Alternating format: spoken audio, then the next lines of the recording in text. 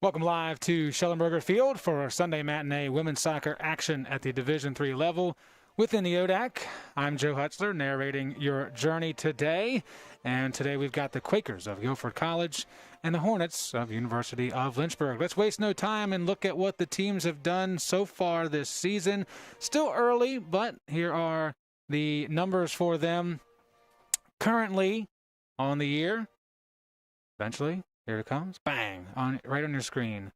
Certainly Lynchburg having the better of the seasons so far based on those numbers, and they've got the better of this series as well.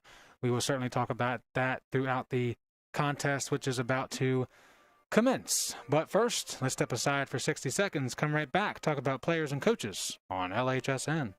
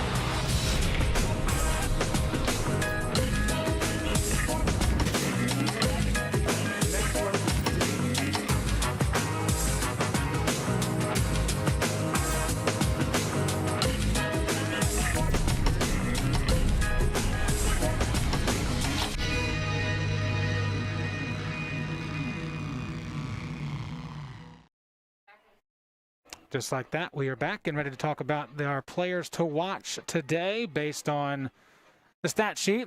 And we're going to begin with Guilford College. And for them, we're talking about Taylor Rumrill.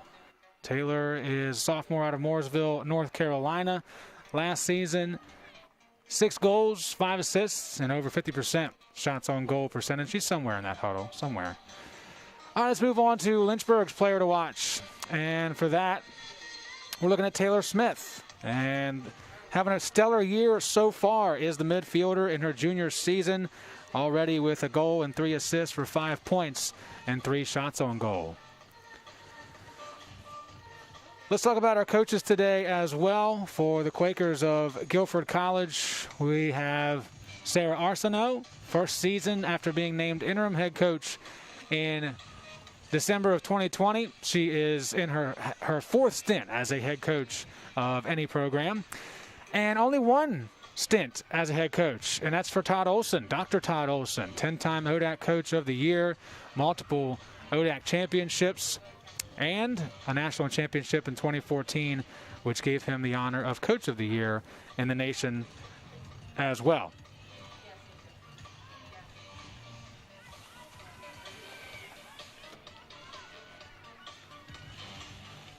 Guilford comes into today's contest 0-1 in both the overall standings and the ODAC standings after a 7-0 defeat to the Generals of Washington and Lee. Lynchburg 2-0 on the young season, a win over Emory and Henry, and then here on Friday night, a victory over the Lions of Piedmont College. We await the official's whistle and the start of this one.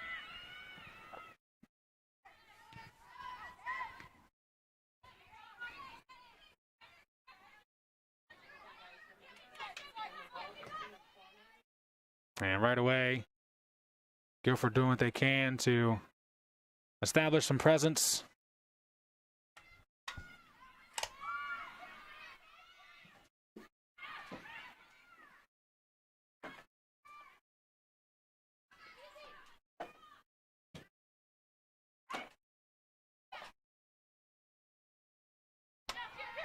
Amanda Wigboldy battling with Corby Brook.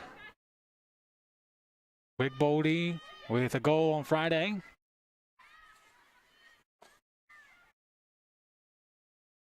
It's her 2nd season with the program after spending her freshman year at William & Mary. As Abby Little sprints along the far side of the field, looks for a cross. It's a hard shot that goes off the top of the net. Attempted pass just a bit off the mark for what is a very young Lynchburg team Looking at the starting lineups today, Lynchburg boasting just one senior in the lineup, a handful of juniors, a couple freshmen as well.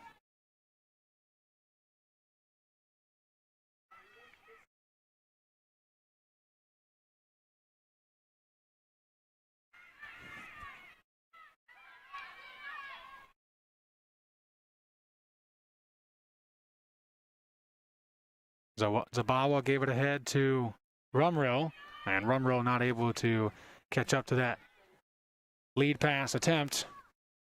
So we'll see Laura Mason kick it away for the first time. Stafford, Virginia native, has played and started in both games prior to today. Has one save to her credit after seeing just one shot so far here in 2021. Offside is called against the Quakers. I think Rumrill might have been the guilty party.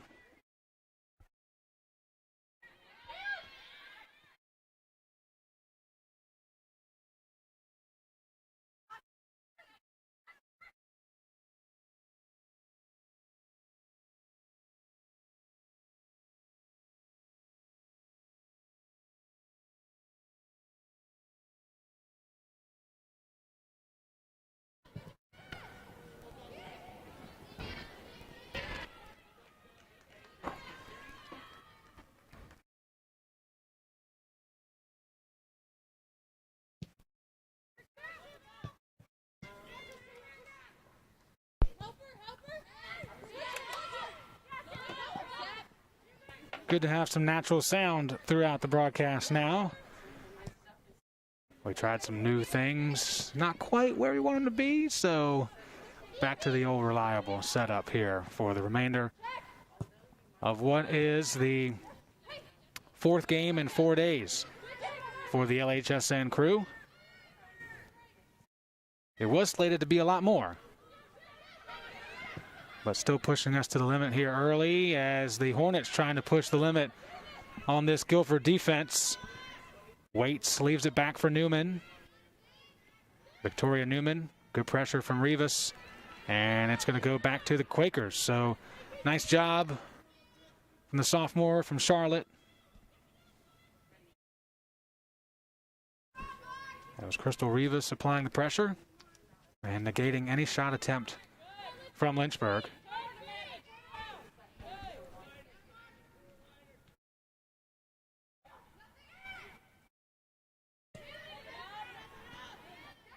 Hornets held into a box here near the corner area. Now they break away. It's Waits top side, and that one will deflect. No, it did not. From this angle, it looked like it may have deflected off a defender, but it is a goal kick.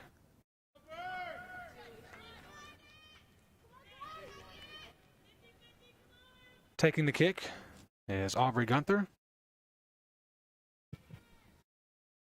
junior from North Babylon, New York. Boots it away.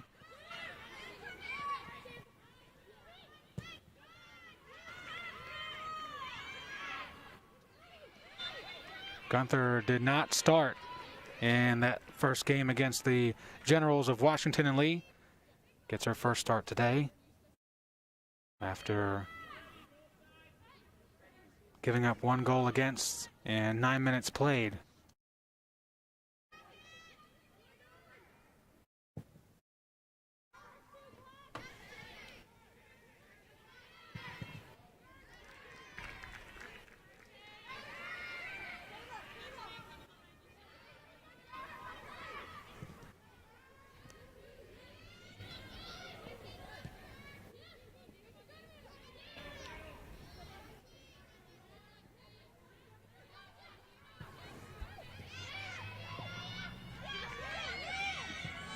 Pretty good work in the midfield right now. It's going to be a battle of attrition moving forward.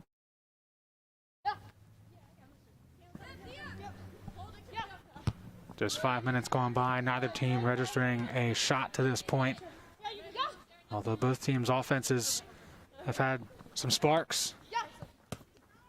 Waits and Rivas along the near side. And that's going to go back to Lynchburg. Emma Hyatt throwing it in. She picked up a goal on Friday night. That came on a corner kick against Piedmont.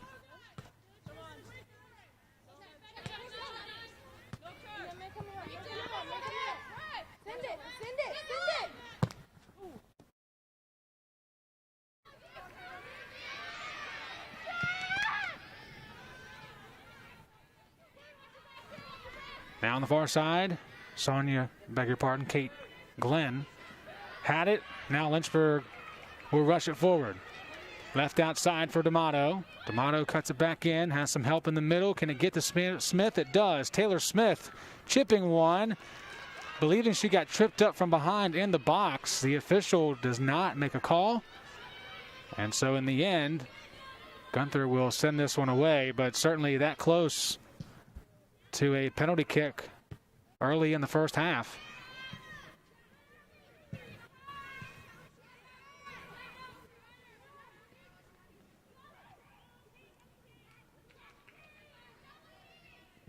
D'Amato again connects with Santana. Wigboldy lays it back, and they'll try the other side.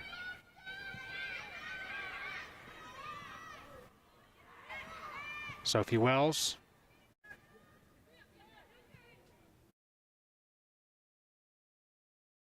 This is Abby Little. Hard ball that connects with Newman. Victoria Newman looking for her first shot of the season and as a Hornet in her career, but was denied. Good feet, good presence, good position from Sarah Hall.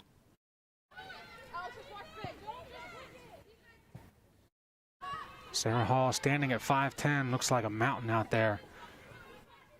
Going up against some of these Hornets players this afternoon. Certainly could play crucial when those corners do come.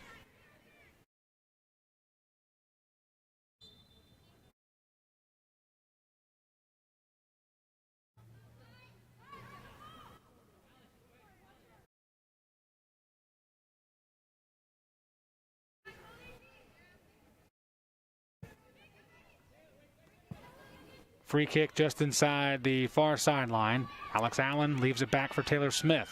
She'll chip one in. Waits and Newman in the same spot, and neither will make a touch on it, so Guilford will take it back. Perhaps a miscommunication there on positioning.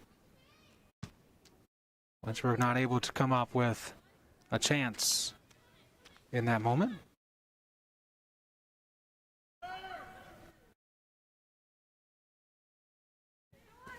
Ball tossed in by Madeline Tuckley. Lynchburg keeping it on this end. Wigboldy not afraid to shoot it, but too many defenders around, so she'll give it up to Santana, who is blanketed by Deanna Schlott.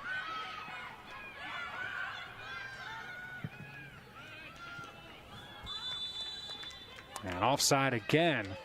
This time it's on Lynchburg.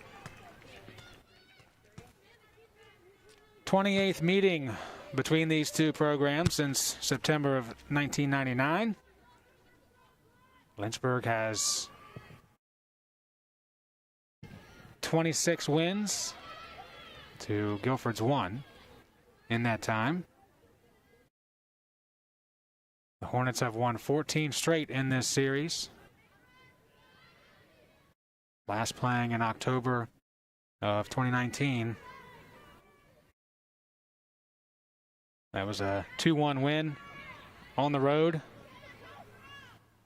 And that was the lone goal of the season for Taylor Smith in 2019.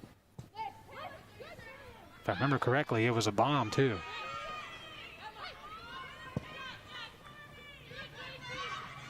Right idea for Guilford. Allen trying to get there first. She will, and then clears it out of harm's way. Good pressure coming, though, from Rumrill and Schlott. Certainly have to like what you're seeing so far out of Guilford. The only potential issue in that with those rushes, they leave the door open for Lynchburg to come back and do the same. So the midfield certainly has to be in good position, on their toes, ready to move.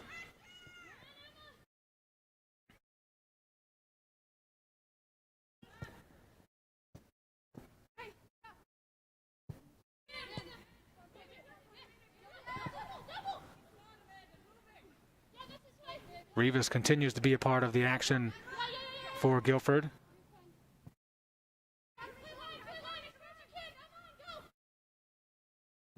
Here she is again, working on Newman.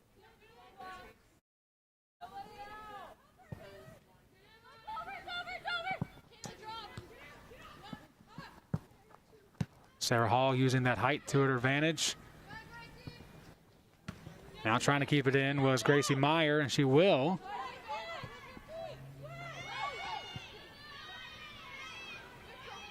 And the Quakers will switch sides of the field. Kate Glenn moving through the midfield area. And a pass that didn't have enough mustard on it, but then too much mayonnaise. Foot slides off and not able to take advantage of a potential run to the 18.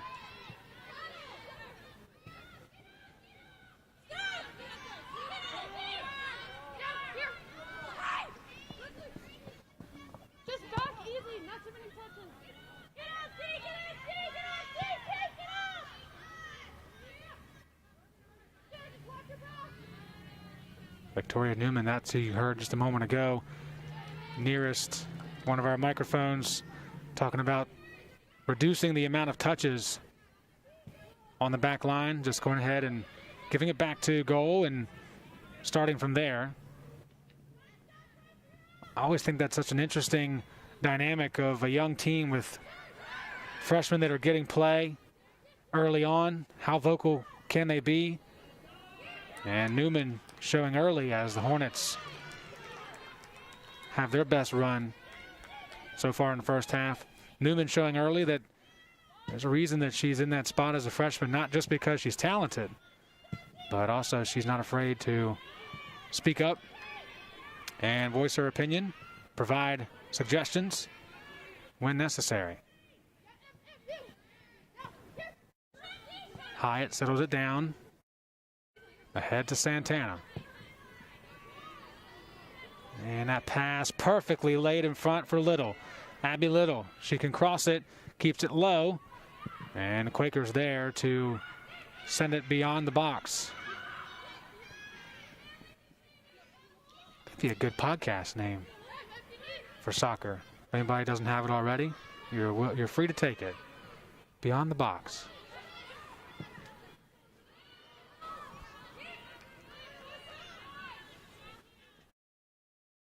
I have enough podcasts, so don't worry about me taking it. One of those being the Hive podcast here on LHSN.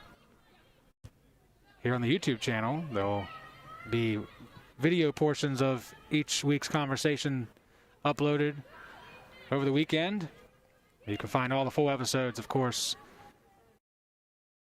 at lynchburgsports.com/LHSN/podcast for past and future episodes. It's the best place to find the necessary links. If you're a Spotify person, an Apple person, SoundCloud person, we don't judge. We've got something for everybody.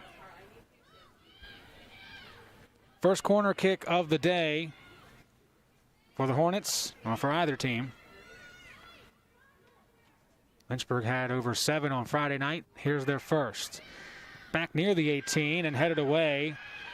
I believe that was Guilford's Corby Brook.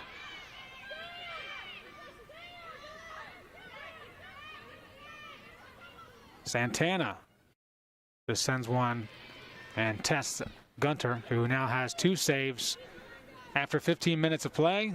3 total shots for Lynchburg.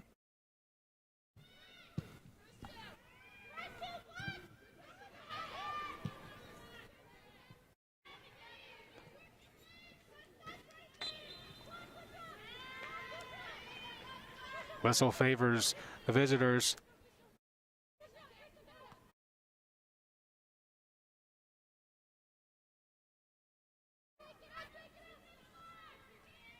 Free kick to be taken by Gracie Meyer. Didn't have to travel far for college ball. She's from Greensboro, which is where Guilford College is located. Greensboro, North Carolina, that is. We have some pretty smart viewers, so I assumed you knew what that meant, but there's somebody from men's lacrosse that's from Phoenix, but it's not Arizona. So always good to throw the state in there too. Victoria Newman, she's from right down the road in Forest, and she's got a nice ball played in that's sent back out by the defense. Wigboldy gives it a run, and it's just wide of the intended target. Now the Hornets starting to string together some great lead-ups, hoping to capitalize here shortly. Guilford's defense has been up to the task so far, but as it is in most soccer matches, you take that first 5 to 10 minutes to feel out what the other team's playing, what their potential weaknesses are in that formation that they are running. Lynchburg running a 3-5-2 formation. Helpful to have wings on the outside of that midfield area like Newman and Little. We've already seen both of them getting involved. Of course, you've got Waits and D'Amato up front in the attack positions, but Taylor Smith and Amanda Wigboldy coming up through the middle to help out. And their numbers show just how important they are on the offensive side. The biggest question mark for sure will be that defensive back line. A lot of new faces overall. Starting is Sophie Wells and Alex Allen. Wells, a freshman. Allen, a transfer from Hampton University. Spent 2 years at Hampton before transferring this school year. Emma Hyatt is a senior, but hasn't always been the mainstay in the back. And the Hornets missing Dana Seavey. Had off-season surgery that has kept her out to this juncture. Not sure when her return will be.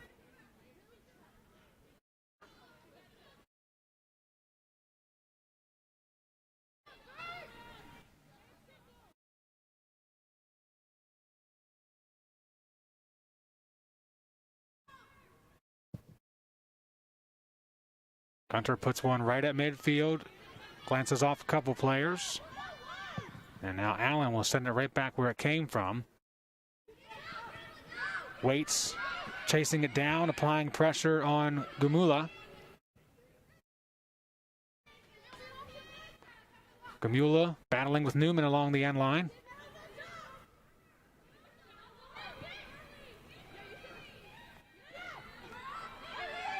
Found its way through. Rumrill putting it on a spot.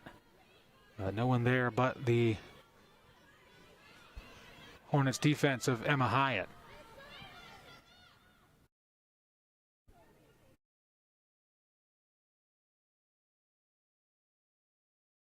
And this will stay with Lynchburg. And we get our first substitutions of the action. Maddie Myers comes in for Abby Little. The Quakers, number 17, Claire Hill. And looks like Claire Hill is going to give Kate Glenn a breather. 20 minutes in. That's generally about when we see these changes in the lineups.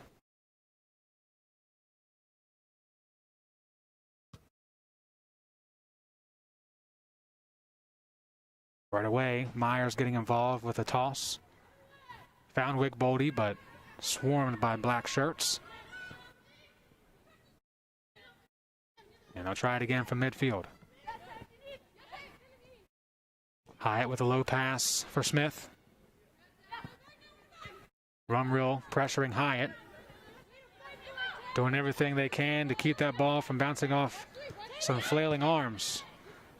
Smith one-times it. Gets away from Waits, I'm sorry.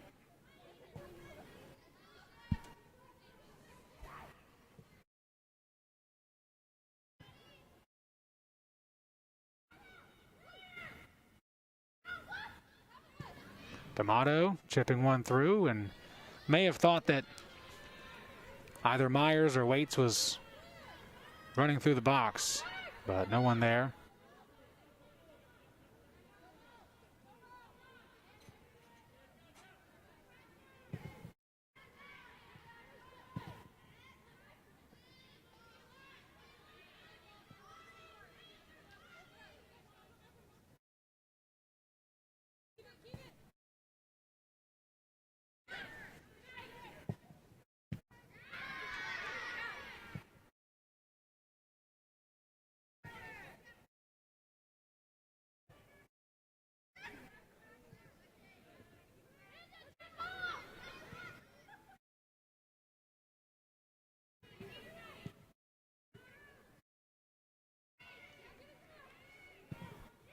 Crosser here. Gunther with excellent hands. Like the old days of the NFL. Some stick 'em on those gloves. That ball just sucked right to Gunter's hands. She holds on in what has been up until this point, a very drizzly type of day. Good news for the folks that live in the area. It is going to leave for the rest of the day, but coming back tomorrow morning with some more rain here in Lynchburg. Look at Maddie Myers taking on 3 Guilford defenders. Now Waits sends it through. Here's D'Amato. Open net, wide side. And just rolls wide. D'Amato putting it in the right area. Just a bit off. So again, it took a while, but that Lynchburg pressure continuing to mount. Guilford has certainly outdone themselves to this point. And they haven't taken the stance that past Quaker teams and other opponents in the ODAC have done and just played back the whole time. They've pressured when they could. Even last season, they had a goal against Lynchburg in that 2-1 defeat. And that was the first goal that Guilford scored against the Hornets since they defeated Lynchburg back in 2006.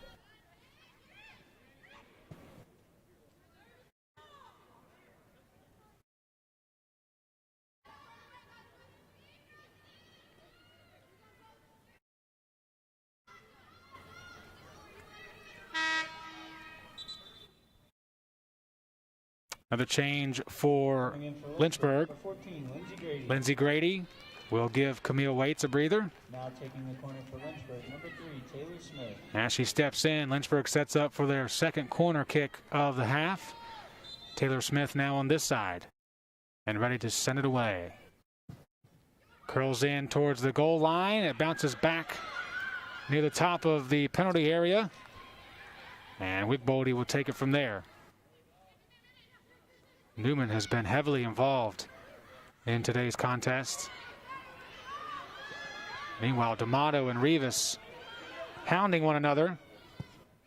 D'Amato wanting something from the official. He just said, keep playing.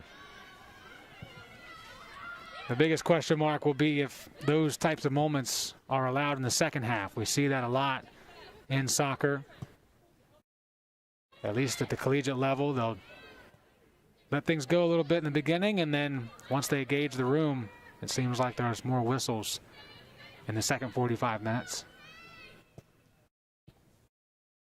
Right idea, but just out of reach for Grady from Smith. Under 20 minutes to go in the first half. Lynchburg with 5 total shots, 2 of them on target. And that lady who just kicked it away, Aubrey Gunther, has been up to the task for those 2 with 2 saves.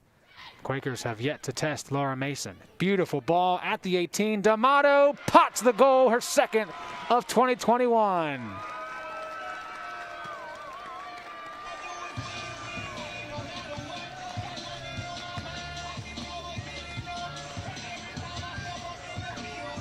Excellent feed and eventual finish.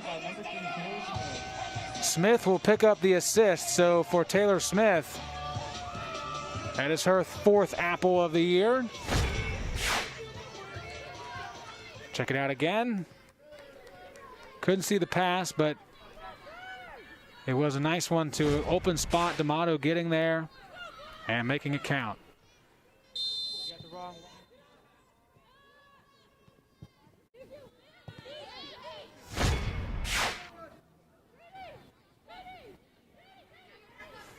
So the Hornets not wasting any time being the aggressor again. Smith that time was taken down around the arc. But still, it's Lynchburg. Led on here for Myers.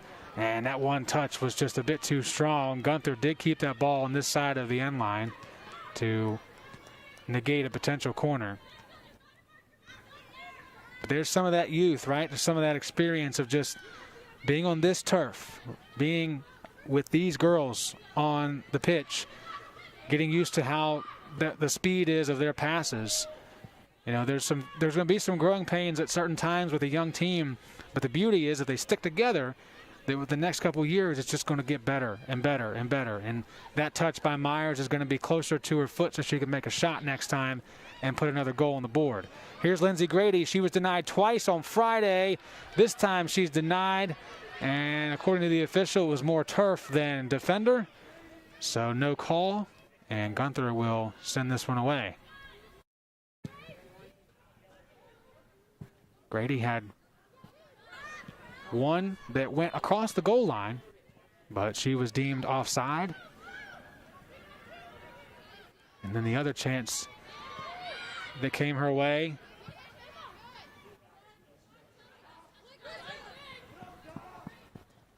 not denied by an official, but just wasn't able to finish.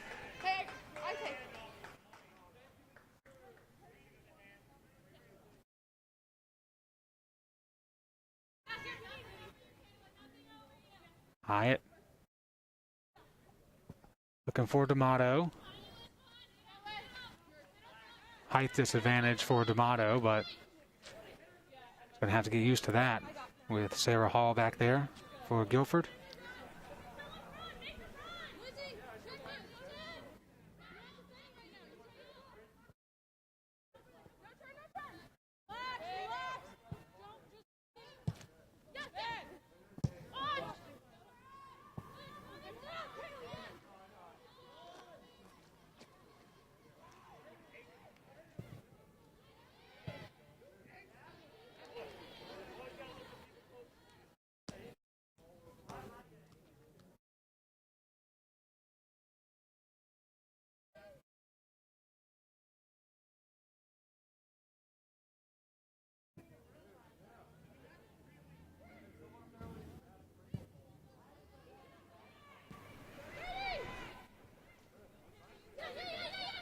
Newman's got D'Amato sprinting through the middle. Can D'Amato get some help on the trail?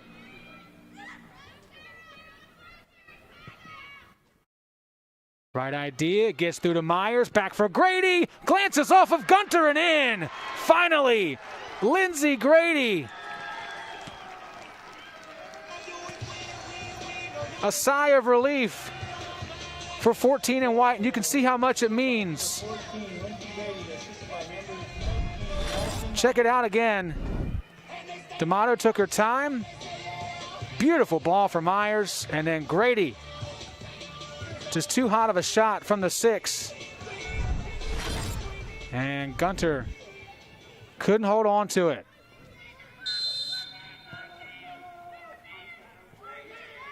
And just like that, after waiting more than 20 minutes, Lynchburg has scored twice in less than 2 minutes of playing time.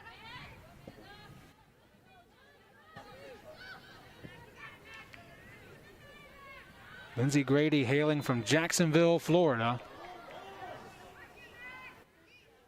Had an assist so far this year, but now has her first career goal as a Hornet. And it wasn't like she wasn't trying. If you watch Friday night, she was so close.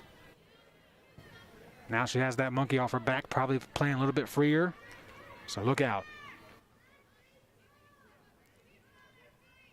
Could be a very important piece of the puzzle for Coach Olson and his staff if she can bring that type of energy, that type of execution off the bench. Each time we've seen her this season, it has been in that role.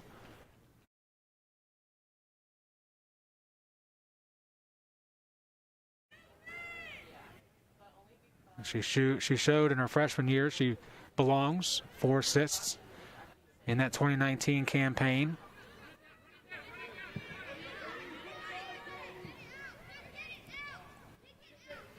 Two-sport athlete before she got to Lynchburg in the high school ranks.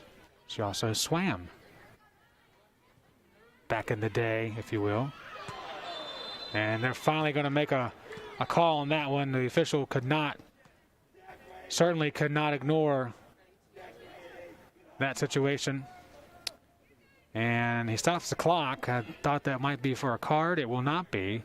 But he did want to chat with the guilty party of Claire Hill, sophomore out of Colonial Heights, Virginia. So 14:20 on the clock. Alex Allen will boot it into the penalty area. And Rivas connects with her teammate and the ball. Corby Brook slow to get up, but eventually is able to do so. And then Newman's pass off the mark.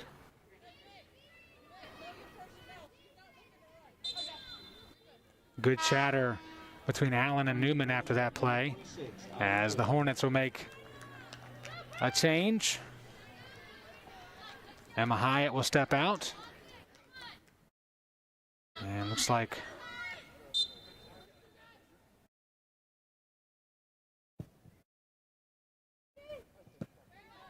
Ida Swisher, freshman from Downington, PA, is going to check in.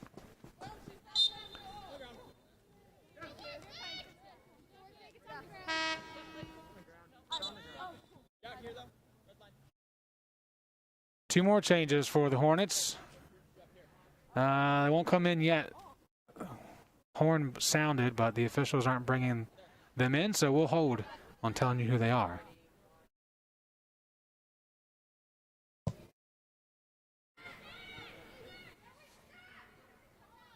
Sophie Wells, the art major, gives to Myers. Myers with an assist already today. Smith stutter steps. Hangs on the defender. Keeps rolling along the end line. And a corner kick for Lynchburg, their third of the half. And as I mentioned before, two changes. Megan D and Sophie Walsh. Walsh for Wigbody and D for D'Amato. Which I guess that works in two ways. Megan D is coming in for D'Amato and the letter D for D'Amato. Who knew?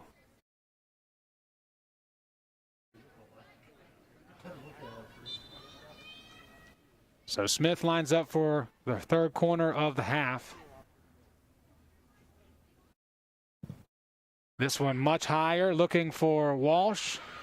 And headed out toward the 18. Santana trying to keep it in. But Kaylee Zimbawa is also there.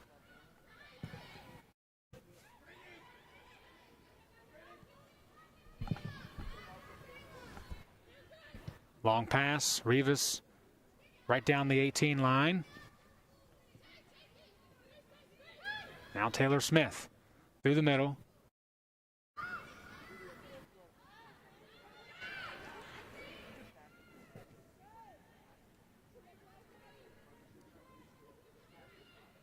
Smith on her left foot. Passes in for Grady. Brings it back, shoots it high, off the post, across and in.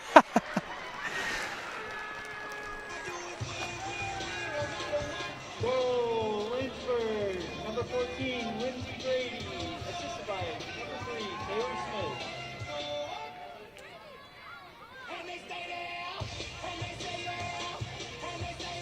After waiting 18 games, Lindsey Grady with her first two goals as a Hornet. This one a little less conventional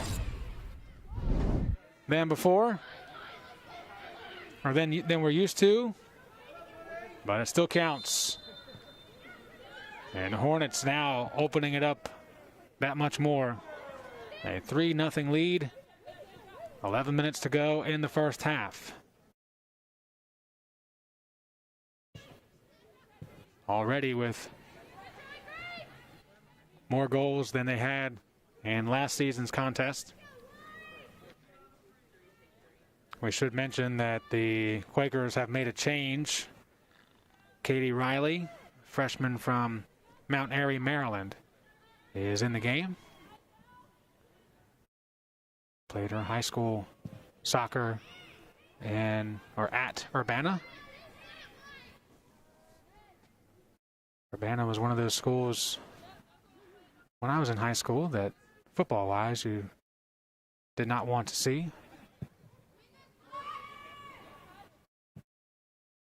And we never did, so good for us.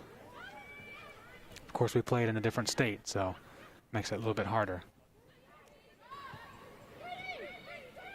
But not too far away. Walsh finds Newman. Victoria Newman. Her and Rivas still tussling. And this time the whistle is blown.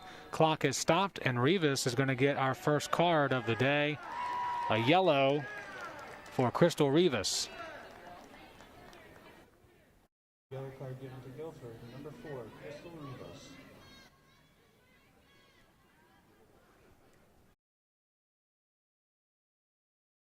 That's the first yellow card of the season for Guilford. Of course, this is their second game of 2021.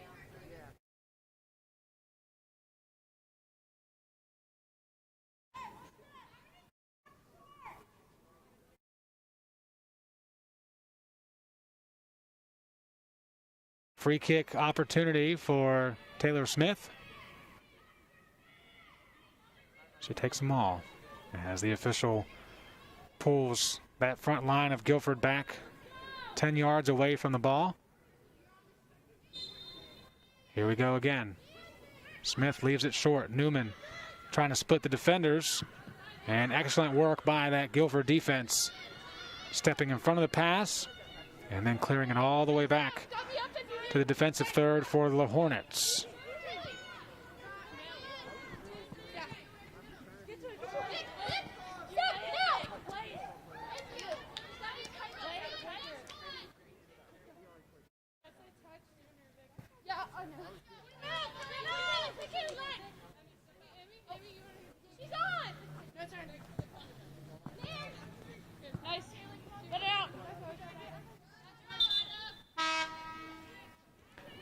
Couple more changes for the Hornets. Number 20, Rebecca De Silva. And number 25, Annie Doyle, Rebecca De Silva. There's De Silva. First action of the season.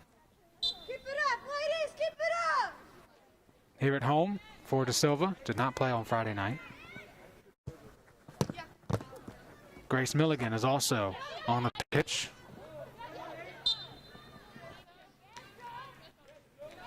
A couple freshmen, and then Annie Doyle, her junior season from Huntingtown, Maryland.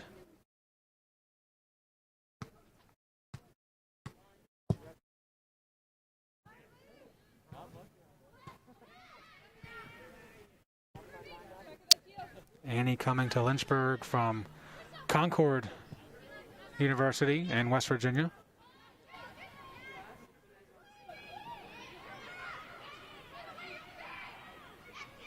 It was a nice icebreaker conversation the first time we met on that Costa Rica trip a few years ago.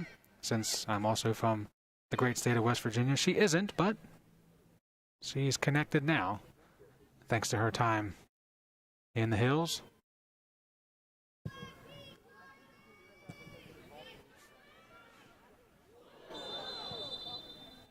And a whistle that goes against the Hornets this time. Or goes against Guilford, I'm sorry.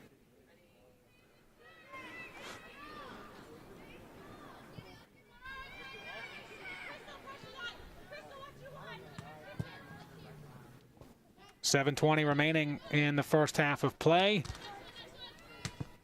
Lynchburg getting 2 goals from Lindsay Grady.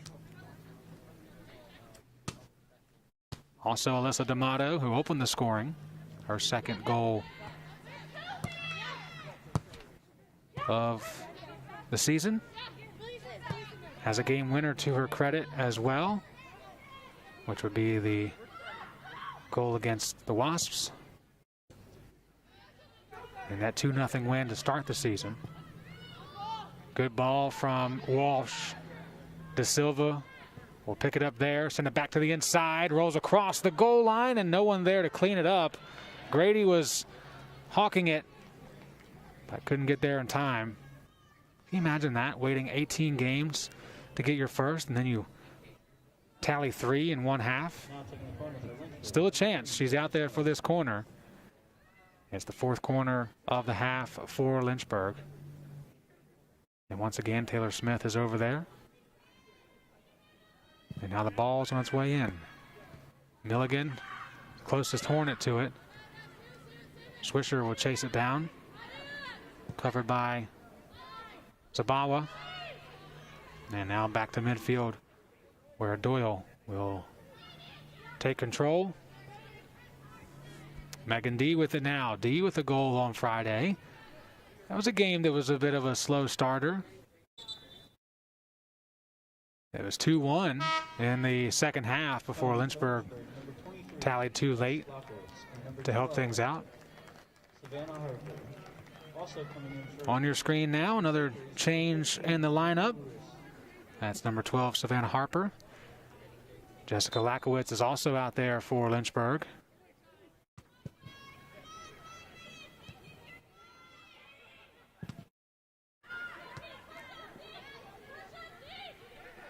Guilford made a change as well. Mandy Lewis, a freshman from Vernon Hill, Virginia, is on the pitch for the first time.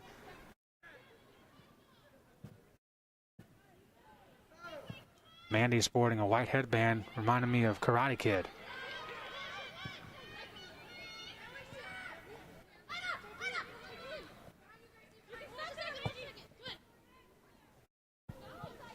Good ball. Chasing it down is Harper. Harper back to the middle. And it was Myers trying to get there.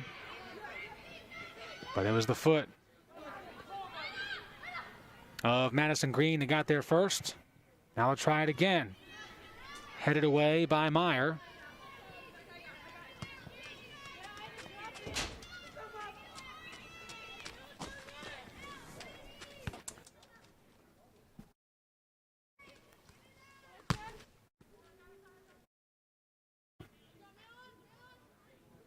D with good connection off the noggin, back for Harper.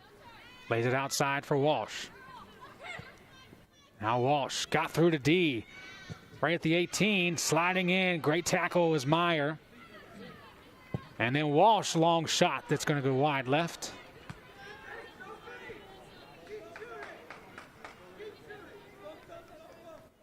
Under 4 minutes to play now in the half. Once we get there, we'll step aside for some commercials.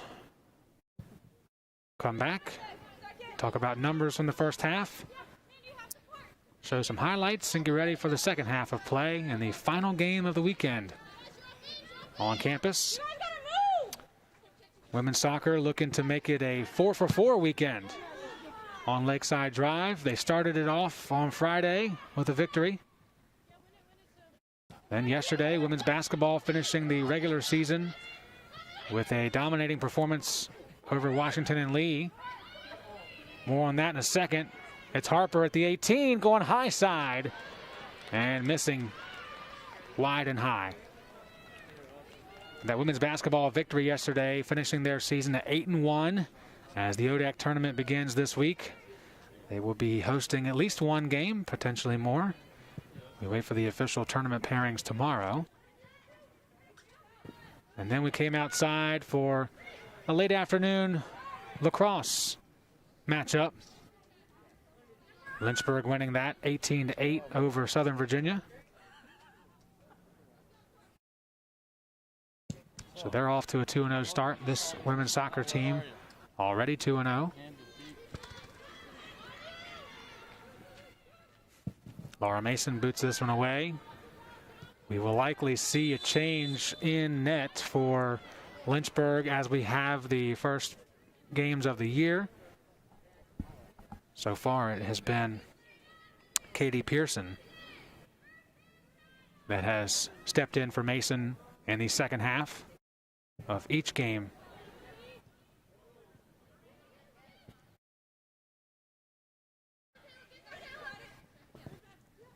De Silva couldn't hold on to it.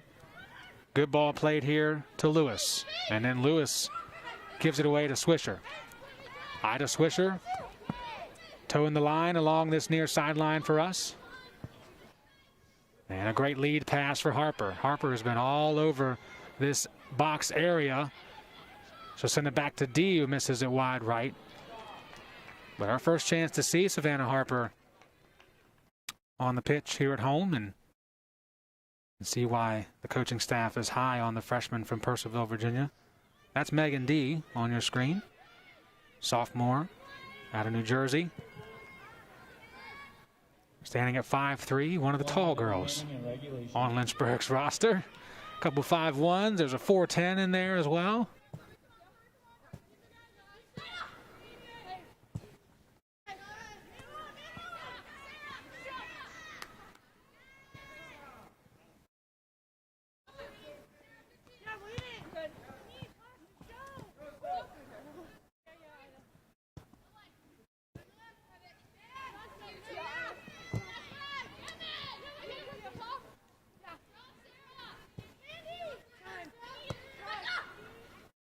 De Silva to a spot too strong for Harper, and Gunther will scoop it up, and that'll take us to the end of the half. 10. Early on, it was 2 saves for Gunther and a scoreless game. 25 minutes in, Lynchburg got goals from D'Amato and 2 from Grady, and they hold a 3-0 advantage after 45 minutes of play here on Schellenberger Field. Lynchburg leading Guilford on LHSN. At the end.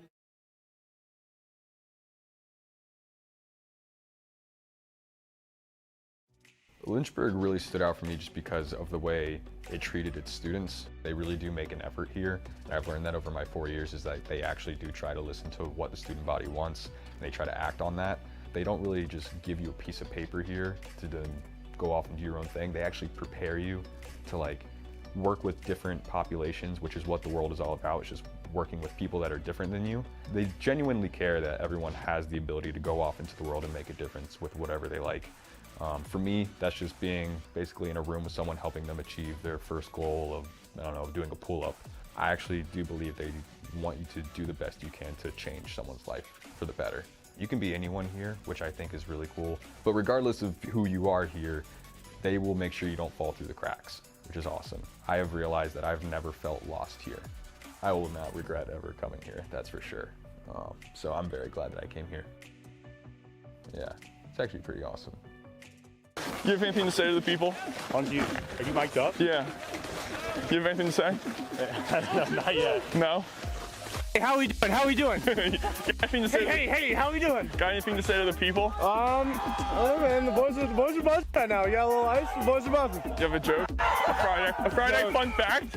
Oh, I mean, it's Flex Friday if you haven't told the people that yet. It is a Flex Friday. Why are we piling it up in the middle of the field? Why do we have tables out here? Look behind you. Ah, smart.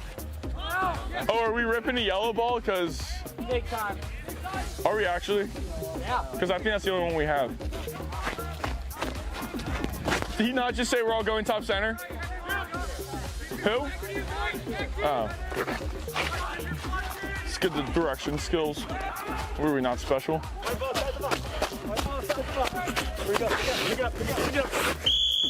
Yo, we'll go on teams. Start on teams. Go, go, go, go, go. Pick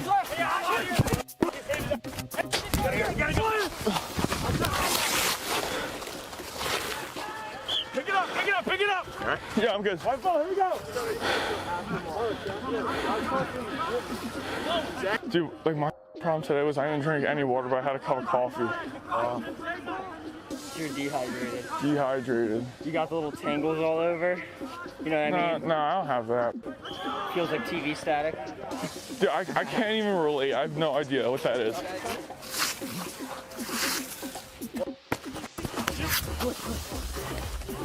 Hey, way to go, hey. Hey, Jake, we're good to go. Come on. Right there, we can just redodge, just take it like baseline all instead of pick. No, you're good. Yeah, that's the easiest thing for me to do, like there, because it's hard for me to. It's hard for me to get my feet back underneath me to go.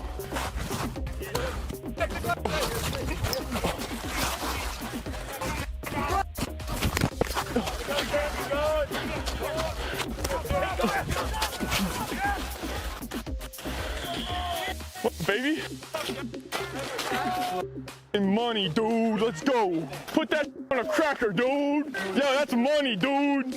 Oh, let call for Riley. Yes, yes. Hey, Kenny. Give him what? Oh, Russ. Come on, guys. Not in this. Yo, dice him, Spears. Yeah, beat him. Go, go, go, go, go, go, go. Beat him. Attaboy. Move it, Jake. No, my toes, you know when they tingle, they get like... Yeah, and then you get all like the blood pumping to them too, and then it's just like you can't even move them. The worst. Friday. Give me one. Give me one. Friday flex, baby. Friday. Flex. Woo! That's money, dude. Are we cranking the wall? We're hitting the wall, right?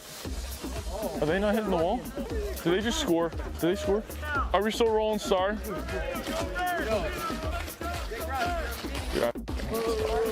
I'm sending this next possession like there's no ice on the ground and just see what happens.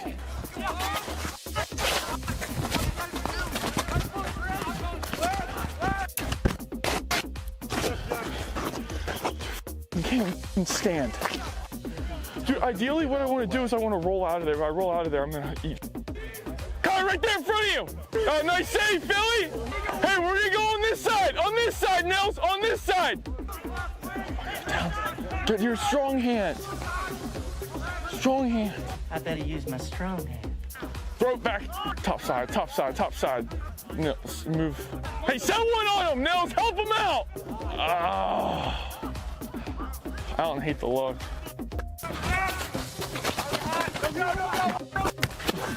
Do that. I know, it's a pass. I can't throw it across the field. Especially when I can't throw shit right now. I can't make a pass like that. Stupid. Hey, way to bang that. Hey, way to make up for that last one. Way to go. Way to go. Yep, wrap it. Exactly, Logan. Yes, Logan. Way to get your hands free. Hey, G-Mac, G-Mac, G-Mac, roll, roll.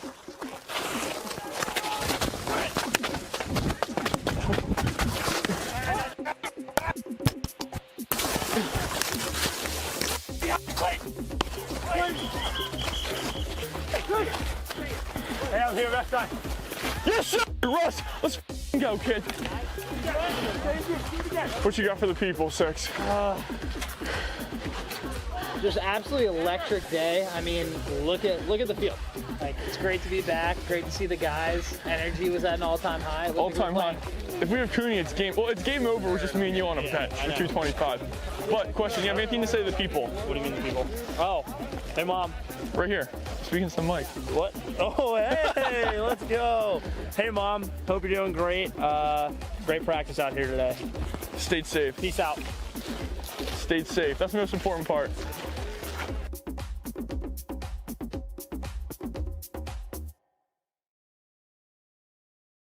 Welcome back to Schellenberger Field on the campus of University of Lynchburg. It's a little dreary today, but if you're a Hornets fan, you're feeling good about things so far. 3-0 is our score at halftime. Let's take a look at some of the stats through 45 minutes, and all Hornets, as you can see on paper as well. 14 shots, 5 have been on goal.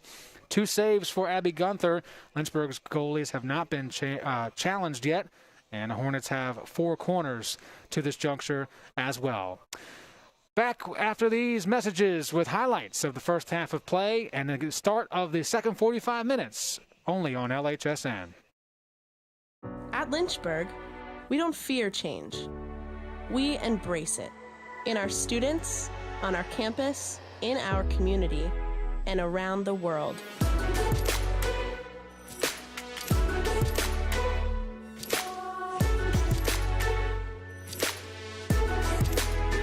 We're building on our legacy of always moving forward.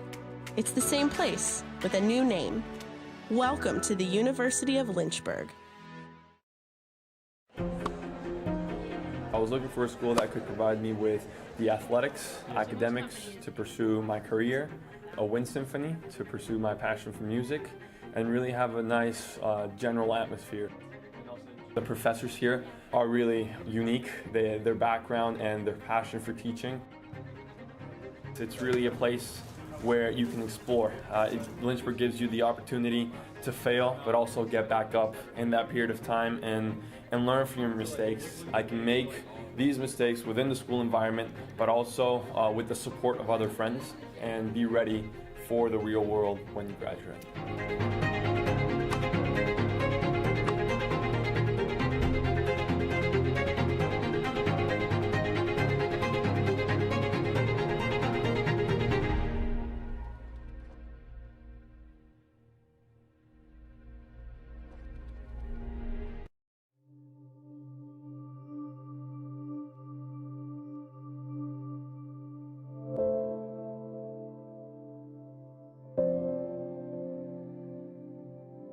Everyone has a story. A triumph, a time they fell short, a gift, a light all their own.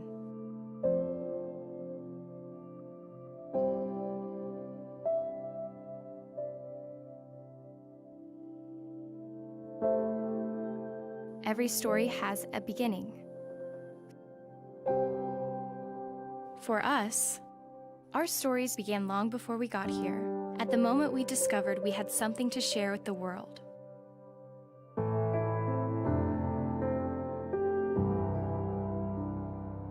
But no matter where we've been, our journeys weave together at the University of Lynchburg.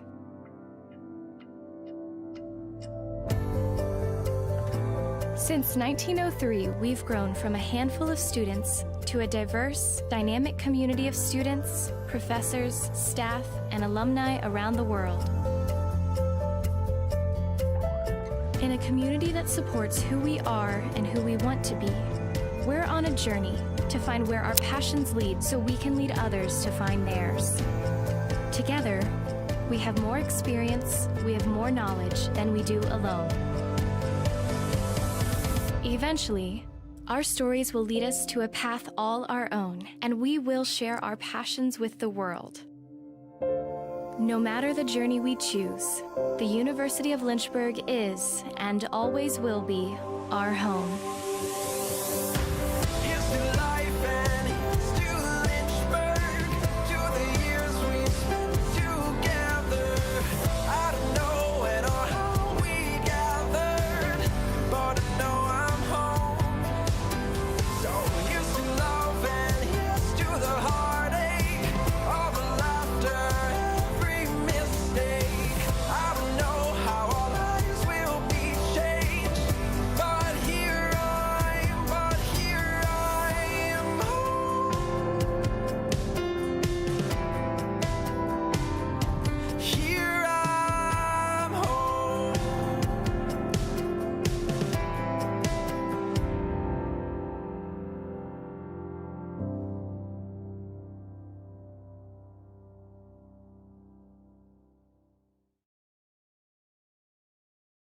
My name is Jen Hyde. I graduated in 2018 and I got my major in philosophy, political science, and I minored in human services.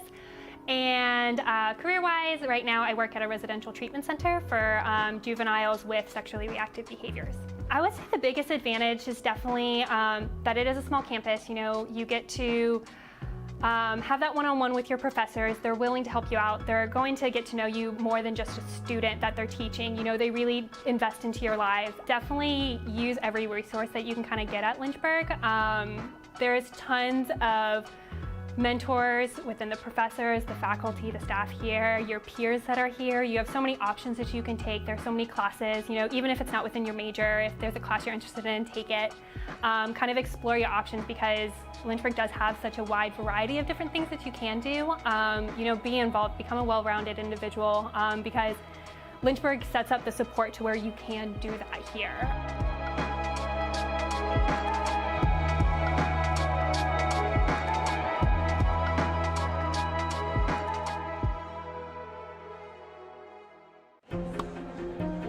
I was looking for a school that could provide me with the athletics, academics to pursue my career, a wind symphony to pursue my passion for music, and really have a nice general atmosphere.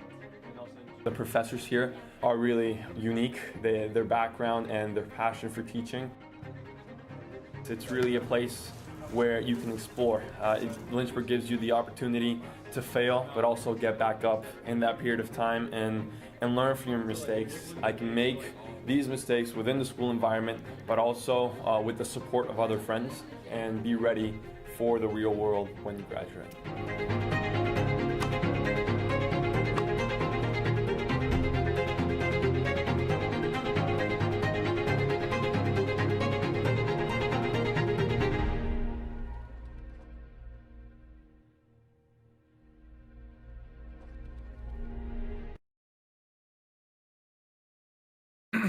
All right, before we get started in the second half, let's go ahead and take a look at some first half highlights here on LHSN. We're all anticipating here it is. All right. 3 goals for the Hornets. Alyssa D'Amato had the first and her second of the season to make it 1-0. Then a big moment for Lindsay Grady, and all of her efforts. Had 2 good chances on Friday night, and she makes good on her first chance today. Her first goal ever as a Hornet. And then, why not? Let's get another one. We've waited long enough, right? Off the post, across the line, and a 3-0 lead for Lynchburg after 45 minutes of play here. All Hornets at this juncture of the contest as we gear up for a really busy week coming up. We're glad that we're finishing up here with no rain. It's kind of chilly, but we're giving you a chance to enjoy your Sunday afternoon wherever you may be. We want to remind you that it's very easy to stay up to date with everything Lynchburg Hornets. LynchburgSports.com has all the information you need about the past, present, and future Hornets action. Also, we're on social media at Lynchburg Sports. And, of course, you're already here on the Lynchburg Hornet Sports Network YouTube channel. Why don't you hit that subscribe button and also click on the bell icon so you can receive a notification every time a live broadcast begins or a video is uploaded. Just an option. You don't have to. Just giving you the option. Of course, if you are a ODAC fan in general, they got you covered too. ODAConline.com, as well as at ODAC Athletics on Twitter and Instagram. They will be a busy bunch of folks next weekend as our first ODAC championship event of the season begins with swimming on Friday night at Liberty University.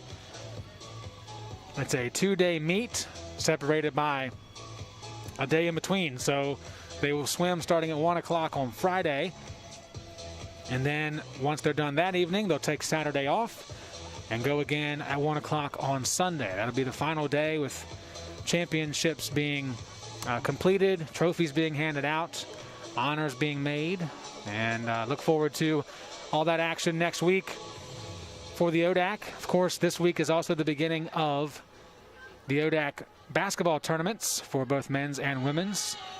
The brackets will come out tomorrow officially for those. Unfortunately for Guilford, they will not have a women's team represented.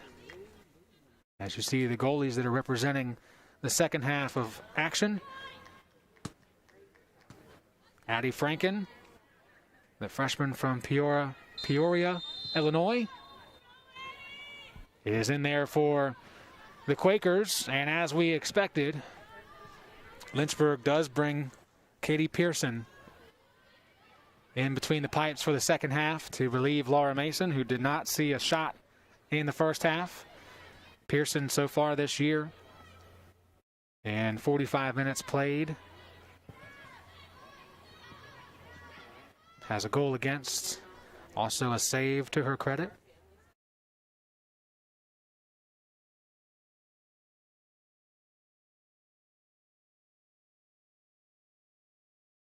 That lone goal given up was on Friday night. And that 4-1 win for the Hornets.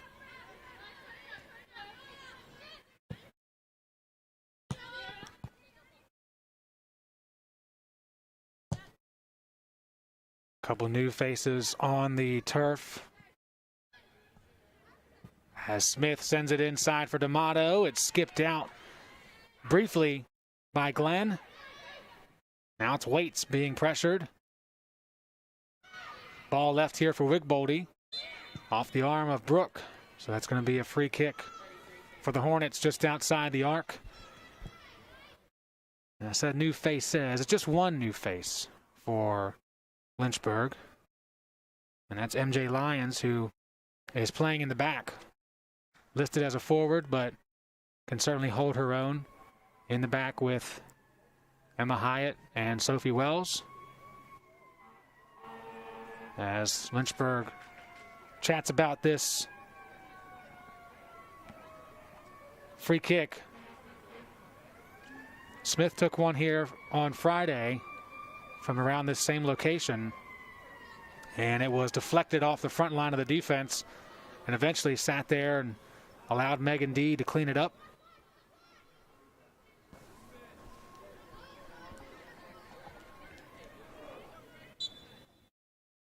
Smith, charge into it, but an excellent job stepping in front of that shooting lane. Gracie Meyer, she has played very well this afternoon. There's a reason why she's sporting that captain band along her calf.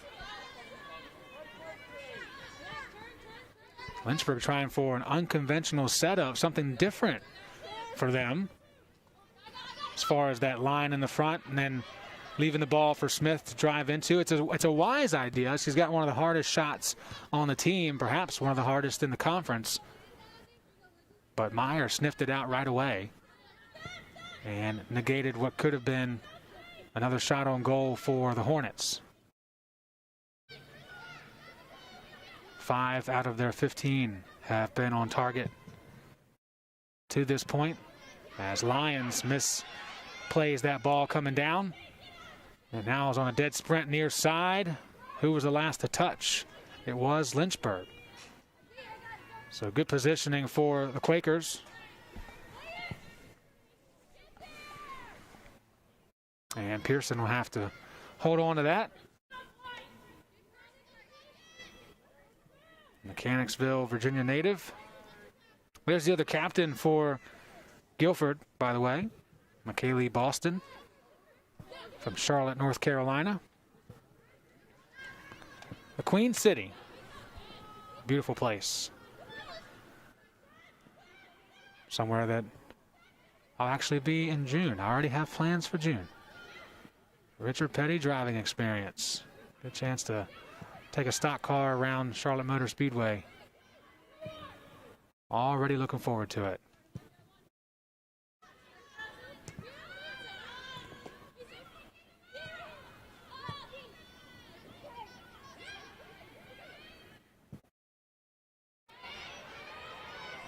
Loose ball, open space, whistle behind the play, and the foul is going to go against Guilford back there near the midfield circle.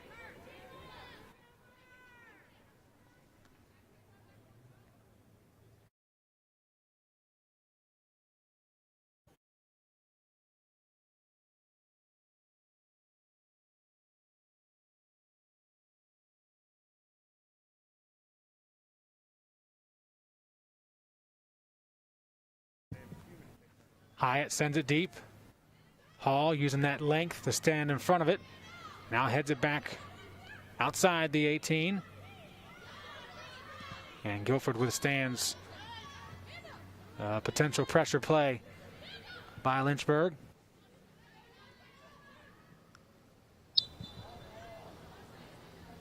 Foul here on the Hornets.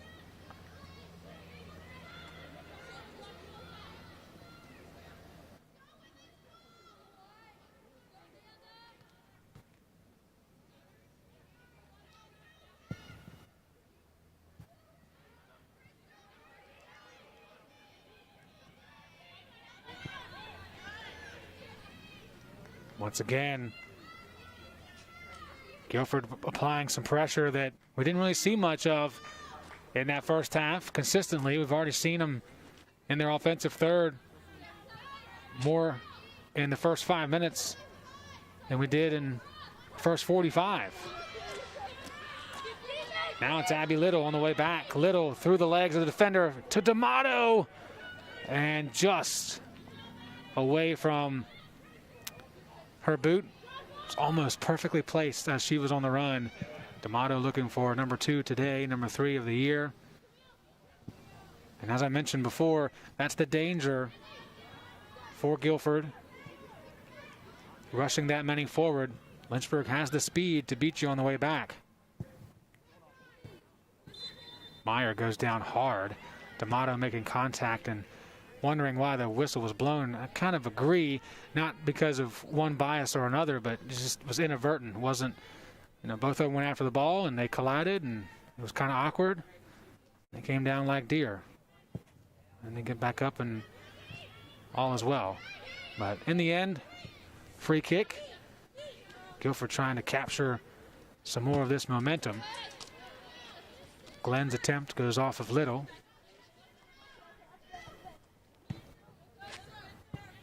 Wells sends it back near the center circle. It's on the outside.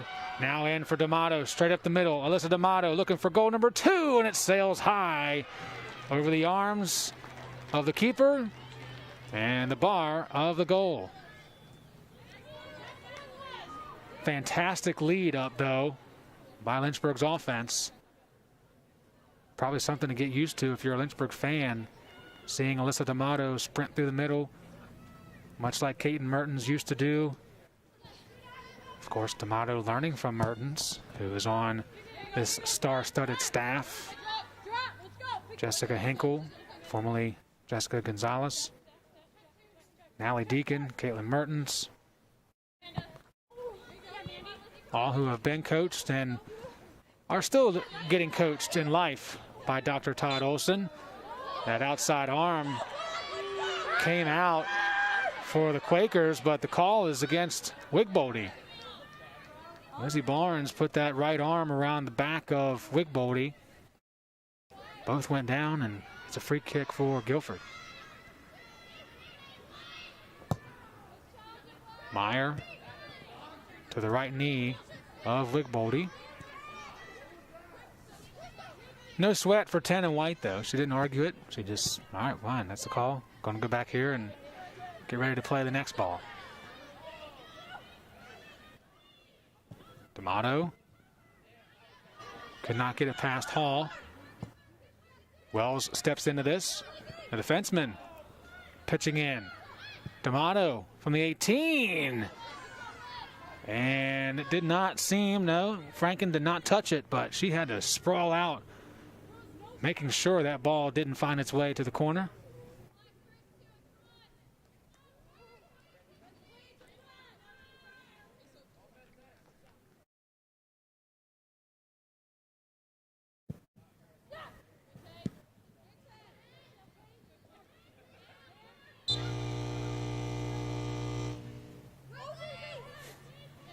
All right. Somebody's aux cord is going bad. Gotta fix that.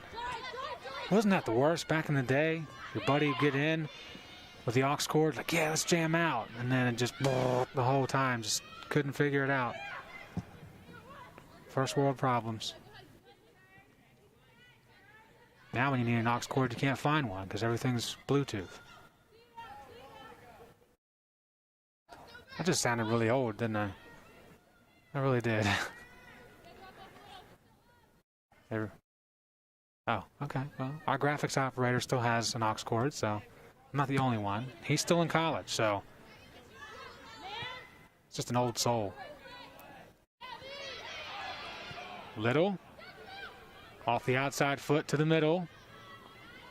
Waits, leaves it here for Newman. Newman cutting back. Once again, we're seeing good defense from the Quakers.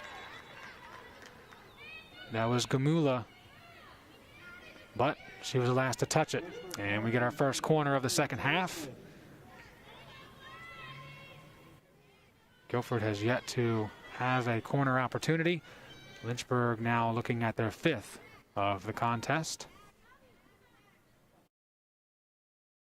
And for the 5th time, it's number 3, Taylor Smith, who will be sending it in.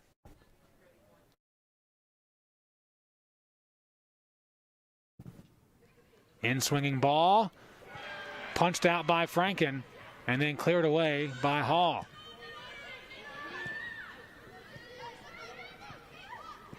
Little finds Wigboldy.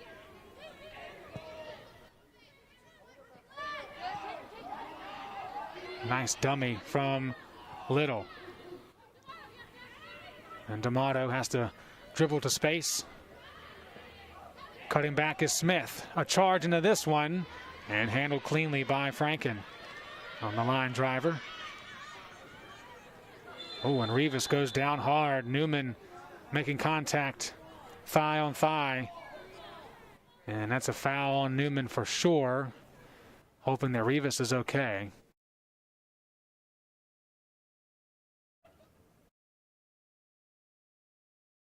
See if we have another look at that.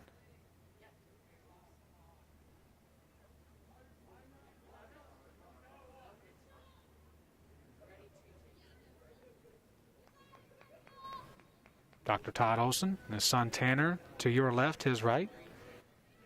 Checking out the action today. Over 400 wins for that man. Came to Lakeside Drive in 1994. Thought it sounded like a really pretty campus because apparently it was next to a lake.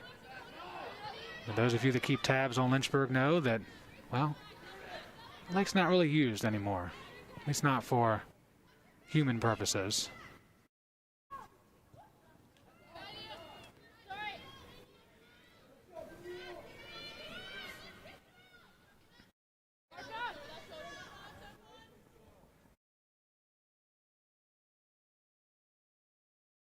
The good thing for all of us was that he's an open-minded individual.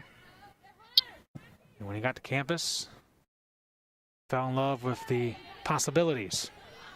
And he's turned those into a storied national program that's looking to do a lot with a little bit of experience this season. Newman's pass deflected. D'Amato leaves it here for Santana, chipping it high, and that's going to go off target to the left. As we inch closer to 15 minutes gone by in the second half. Lynchburg now with 19 total shots, 6 shots on goal. 3 have gotten past and 3 have been stopped by Gunter and Franken combined.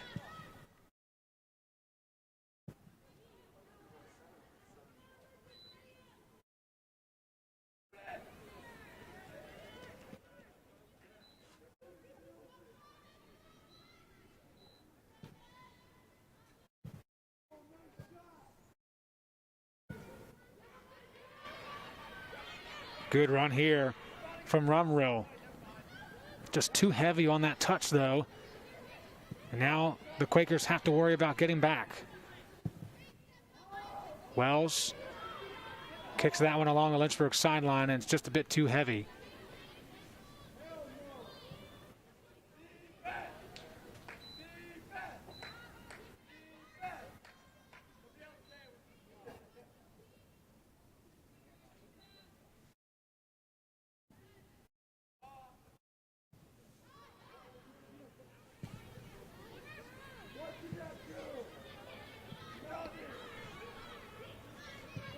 Rumrill again with pressure. Lyons clears it for a moment. Now it's Rivas. Fantastic lead, but offside is Deanna Schlott.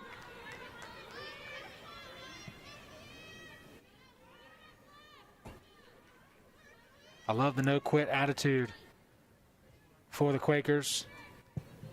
In years past, this certainly would not be the case.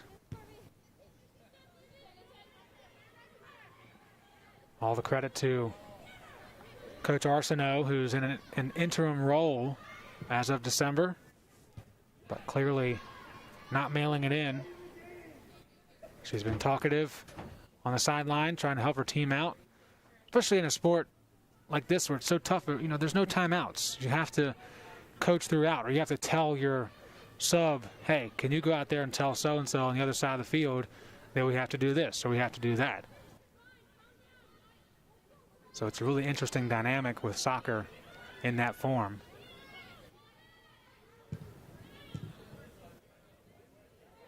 It seems like the players on the field have bought into what's being sold so far.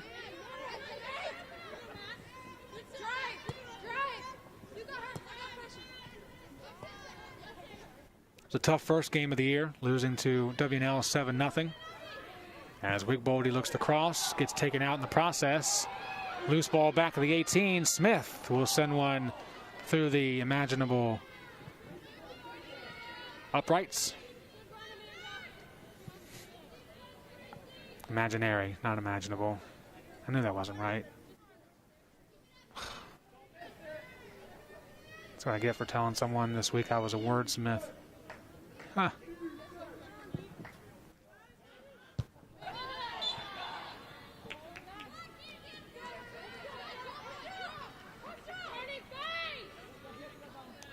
But to that point about the first game of the year, everyone's first game here in 2021 is going to be a little bit shaky, especially for fall sports. I mean, the last time they played was in October or November, if you were one of the good ones, of 2019. So it's been well over a year since you've played another opponent. No scrimmages this year, not traveling to battle and exhibitions. So game number one was truly the first match against someone not wearing your uniform or sharing your space. What a kick. It just goes off the crossbar. I thought that was going to go too far, but Glenn almost had it perfect. Right where the crossbar meets the post. Surprised us all. And good run here to answer for Lynchburg. Franken was ready for it, but how about that shot but miss in the end from Kate Glenn? Glad we get to talk a little bit about Kate because she shares my home state. She was a Cougar from Jefferson High School and high school, but I'm not going to hold that against her. From Shepherdstown, West Virginia, in the eastern panhandle of the Mountain State.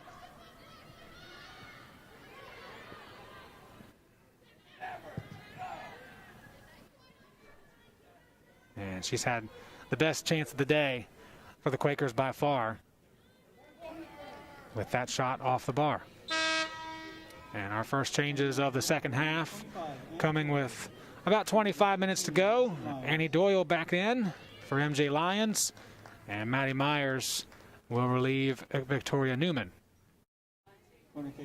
Some more Hornets warming up along the sideline, so we'll get more of those. Meanwhile, sixth corner kick of the afternoon for Lynchburg. Taylor Smith again, and swinging ball again, hand on it, and they call a foul inside anyway. So even if the rebound could have been played, foul occurred on that attempt.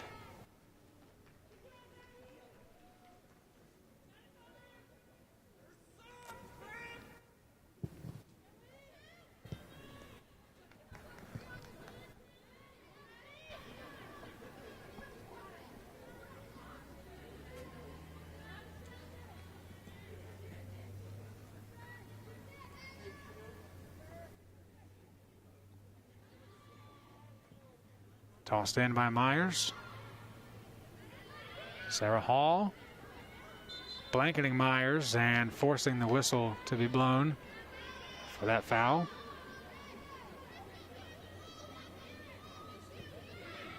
Quick free kick. Wigboldy in trouble. And bails out to Sophie Wells. Annie Doyle connecting with D'Amato. Waits wanted it real bad. She had a chance through the middle. D'Amato never looked up, though. She was looking down at her feet the whole time. Hornets will have another chance here. Little. And off the side of the net. As mentioned, Lynchburg making changes. Lindsay Grady is back in. So is Savannah Harper. And for the first time today, Kelsey Seary is checking in for the Hornets. There is Siri.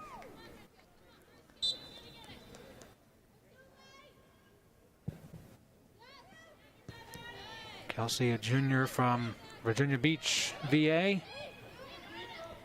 That's a hometown I probably don't have to tell you the state of. That one's pretty self-explanatory.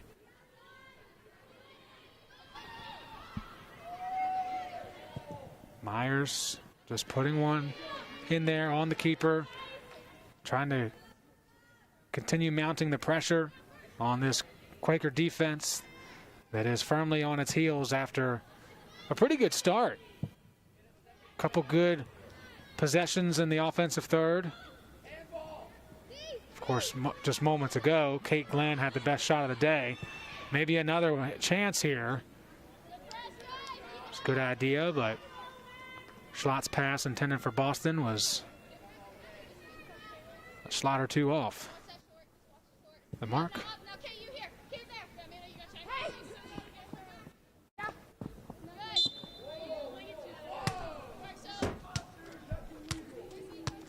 So close. Almost got one. Yeah, it's going to happen in this new setup. You know, for 5 previous years, there were a couple balls that went pretty high, but never high enough for me to catch it in the pavilion. Lindsey Grady in considerable pain, asking for the trainers to come check her out just inside the center circle. So Brittany Smith will come out to check on her. I admittedly was looking down at my paper and did not see what took place.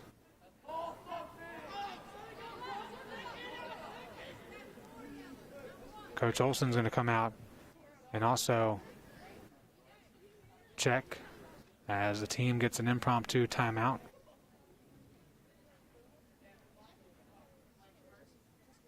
Would be a really tough way for Grady to end her day.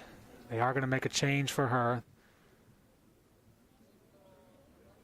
Looks like Megan D is going to come in, so Grady will go off and not able to go off under her own power.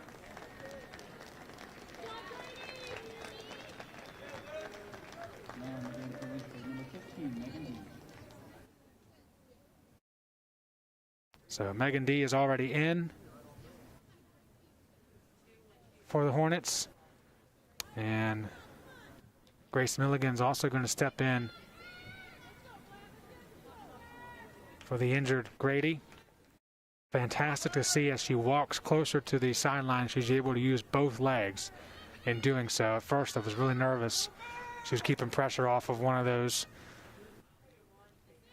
Wish the best for Lindsay. She's had one of the best days maybe of her life if you talk to her. 2 goals today of the 3 scored by the Hornets, trying to add one more. And the free kick gets headed out by the Quakers along the touchline. So it'll be a toss in there as Milligan replaces Wigboldy. And we're going to get a change in net too for Lynchburg. Kate Duncan is stepping in for the first time today. Duncan, in her second appearance of the season, she played just shy of 10 minutes against E&H in the first game of the year. Did not face any shots that day.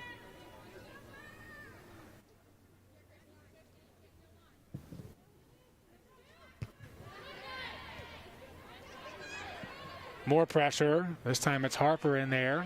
She had a couple good chances, a couple good pressures in the first half, and would love to add a goal to those pressures. Best boot of the day by Franken for sure.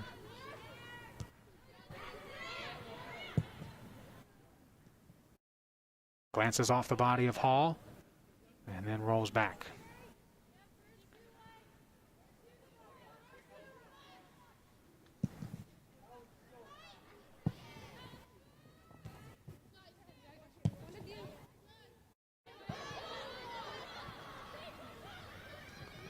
Rivas trying to chase that one down. Hyatt got in the way.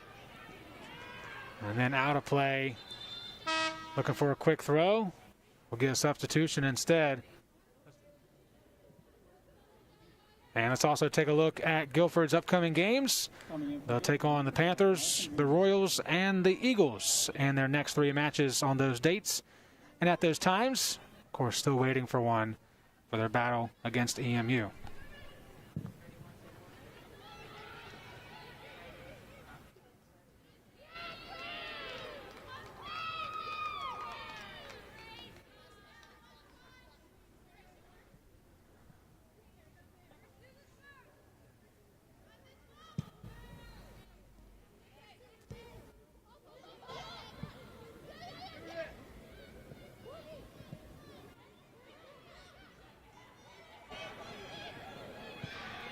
Good start up there for the Quakers, but down goes Boston. No call there from the official. Making sure that both teams are equally upset with him today on certain instances. It's good calm delivery by Duncan to get that one away as Dee will take the bouncer herself. Megan Dee to the corner of the box and then leaves it back. Myers boots one and it's going to miss everything and go out. But good start of that pressure, of that rush by Lynchburg, with Kate Duncan only seeing 10 minutes of playing time so far. She's seeing Guilford pressure her and calmly just didn't have to pick it up. She just kicked it back up the field, and Lynchburg ended up having a small chance a moment ago. Still impressed by the Quakers' ability to continue to fight in a 3-0 game where they're being outshot 22-1. But no quit.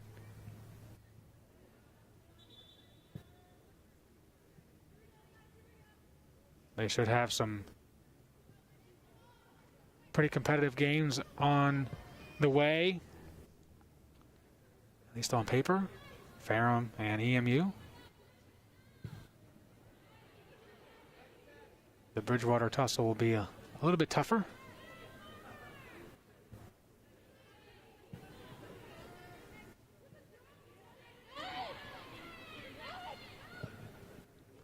Great ball by Dee. Will it slow down enough for Siri to catch it before it crosses the end line? No.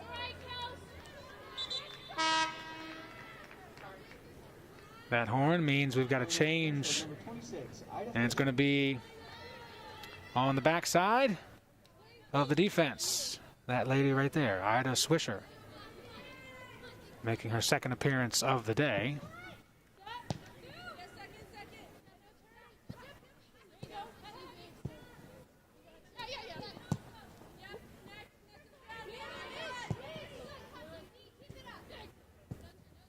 Dee plays it outside for Siri. This time will connect. Kelsey Siri, can she keep it from going out? No, once again, just the touch is a bit too heavy for Lynchburg's offense. And not able to make those plays like they want to.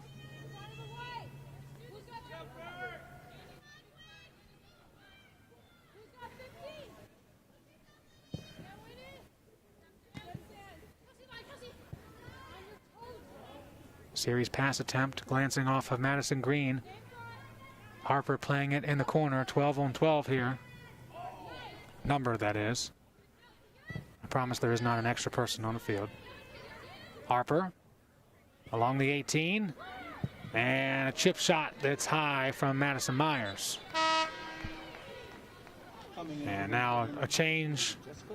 Jessica Lakowitz coming back into the play. There'll be at least one more substitution based off the first half substitutions from Lynchburg. And looks like off your screen, but in my eyesight, I can see Sophie Walsh getting ready to step in as well.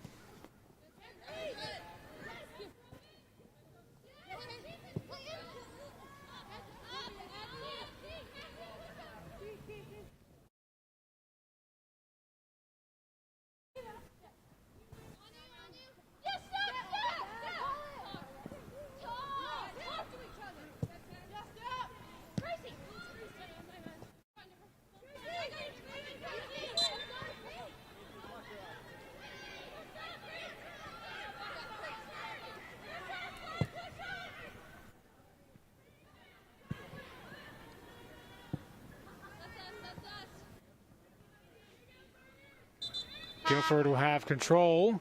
Substitutions will be made, and we'll tell you what's coming up next for the Hornets of Lynchburg. Their next 3 contests look like this.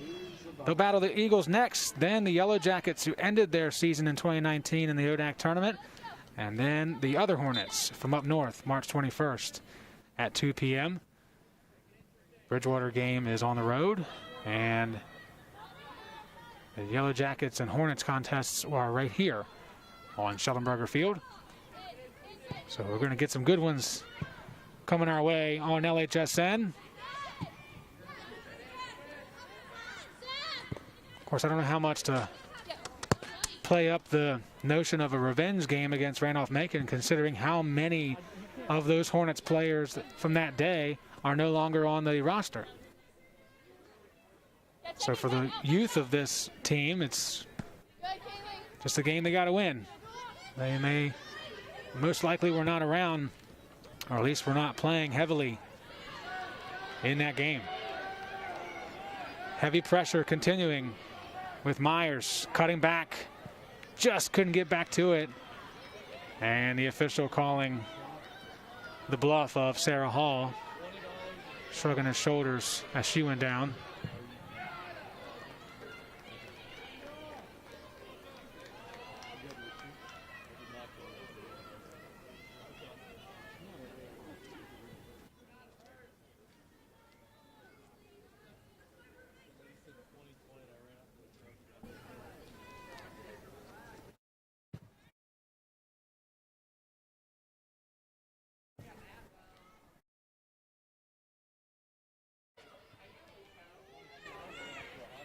Santana picks it up.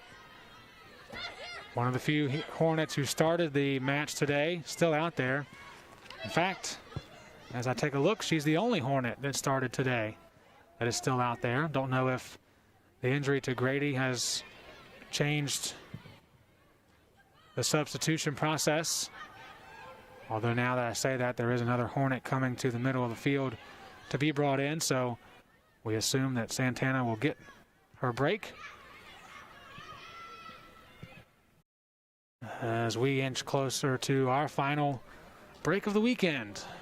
4 games in 4 days, or 3 days, I beg your pardon. 4 games in 3 days on LHSN. See, I don't even know how many, I don't know how to count. It's just been so much. A little bit of a warm-up for next weekend, especially if both men's and women's basketball are hosting the quarterfinal round. We know the women will be. We don't know exactly what that time is yet. Thinking it's going to be 7 p.m. to make sure that everything that is outside has been completed before that game starts. As Annie Doyle does her best linebacker impersonation, putting down Zimbawa. Zabawa is able to get up and come back to the middle of the field, by the way. So good to know that she's okay.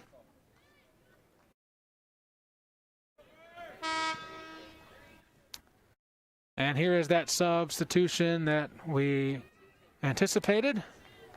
Camille Waits is going to come back in, relieving Emily Santana, but this time Waits is going to play in the midfield. Also, Katie Riley is back in for the Quakers. Played a few minutes in the first half.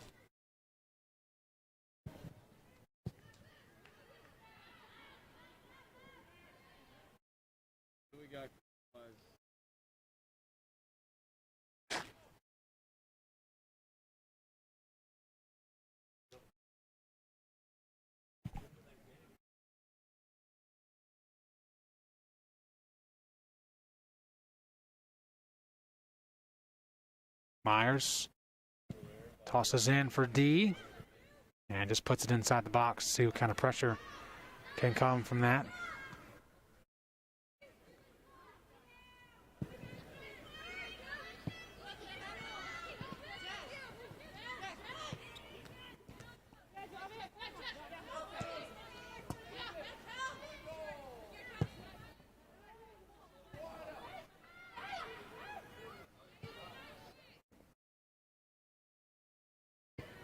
Ball almost gets through, but Meyer is able to sweep it away. Doing my best to look over at the Lynchburg sideline to see if we can find Lindsay Grady, and I believe she is standing up with her parka on, and no one around her from athletic training, so it seems like a good sign for Lindsay Grady. Again, she took that hard fall at the middle of the field. She's got 2 goals today. Certainly, if things hold as they are right now, she'll be our post-game image photo, player we choose for that.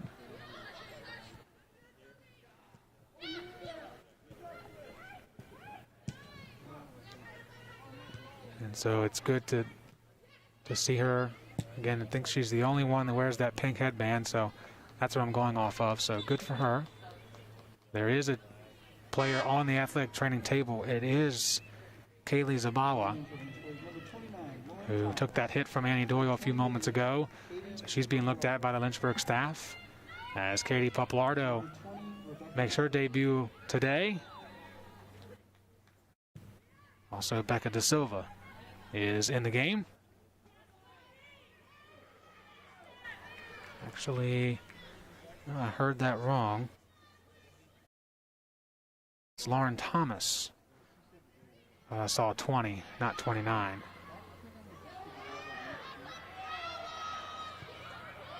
Well, I was kind of right. Da Silva is out there. She just was the Hornet that took a tumble and got the Hornet faithful in attendance upset over there being no call. Da Silva is still trying to work out that kink in her right arm.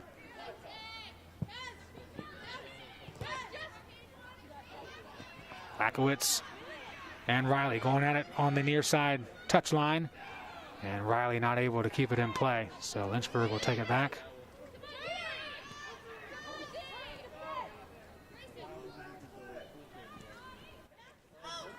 Walsh for Lakowitz. D wanted Waits. Instead, you got Guilford's Brook.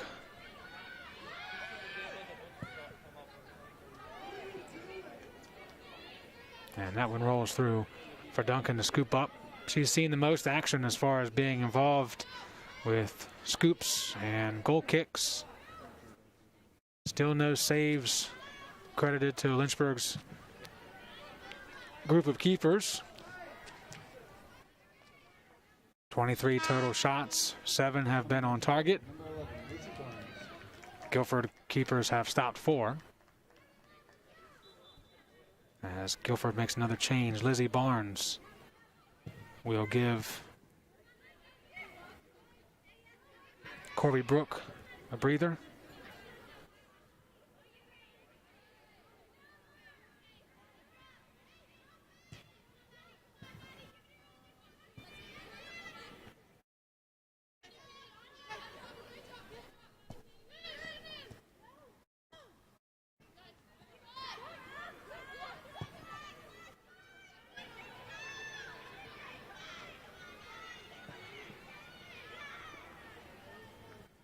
Thomas being pressured there by Green on your screen.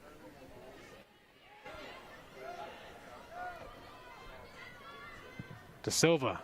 Good ball for D. Squeaks through. And it will be a goal kick, but an excellent chance off a great kick by Da Silva. Pappalardo not there to back it up.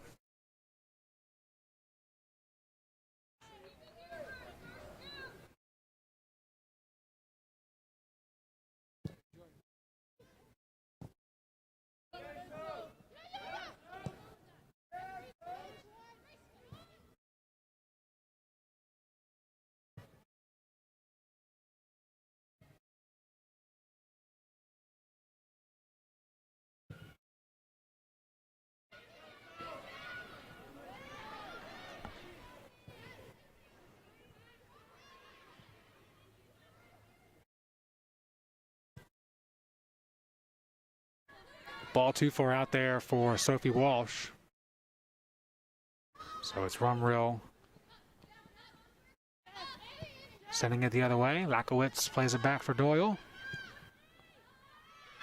Doyle will connect with Lauren Thomas.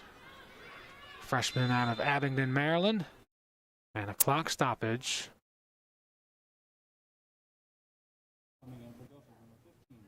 There's a change.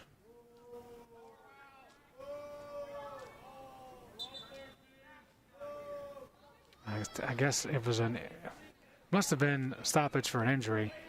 There is a Guilford player that is has her hands on her knees with the coach. Just not sure why the stoppage was there, but nevertheless, we're back in action. Under 5 minutes to go.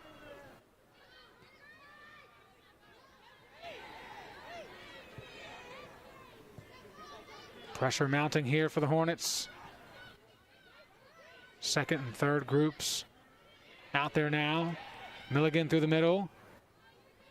Not enough on that potential pass. It was intended for Harper.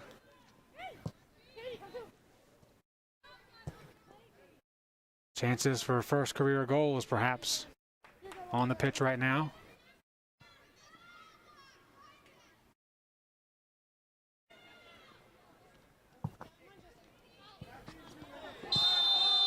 And Riley sends Lakowitz to the turf. So that's a foul against the Quakers.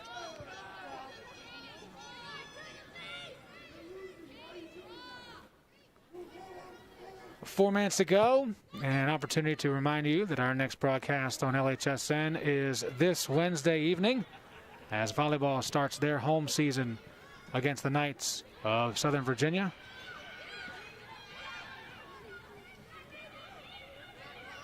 Volleyball going 5 sets yesterday, but falling to Marymount.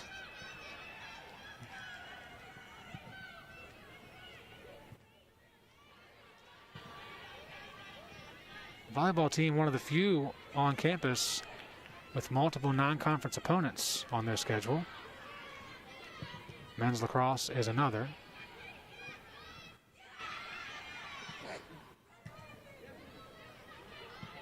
Did not see much of that, if any, on the basketball side. Won't see too much of that, if any, in soccer or field hockey as well.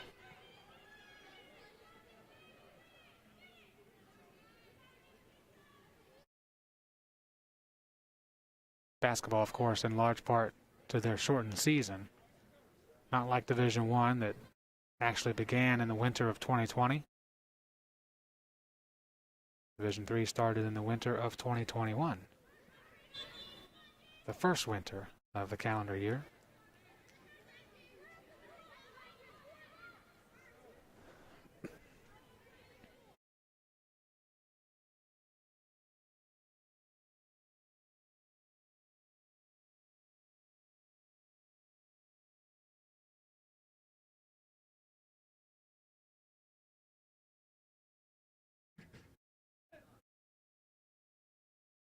Good news for the Quakers is that Gracie Meyer is walking away under her own power after taking that hard hit. She's been an important piece to the defense today, and as a captain, she's an important piece to the fabric of this program. So hopefully she can tough it out the rest of the way and get refreshed for their next contest against the Panthers of Ferrum College.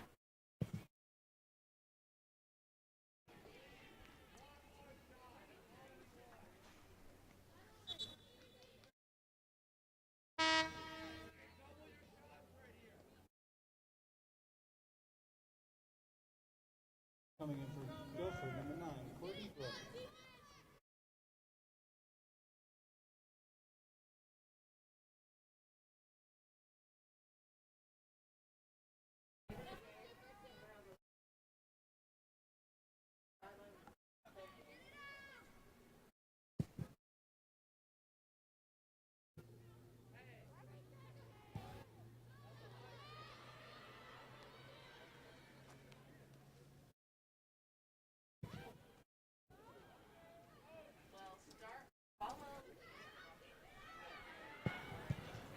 De Silva has put a hard shot into one. Came right back at her as we're less than a minute away from the end of this one. The Hornets mounting 24 total shots, 7 on target. The Quakers with 1 shot today. They had 6 versus Washington and Lee.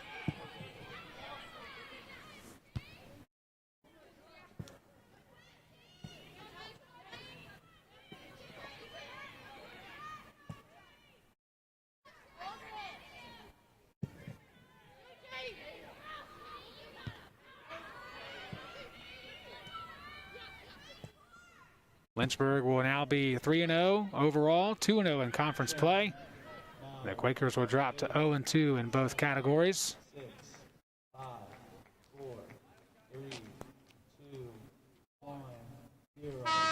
And with that, the Hive has spoken, and Lynchburg defeats Guilford by a final score of 3-0 after a 2-goal day for Lindsay Grady. 1 goal scored by Alyssa D'Amato.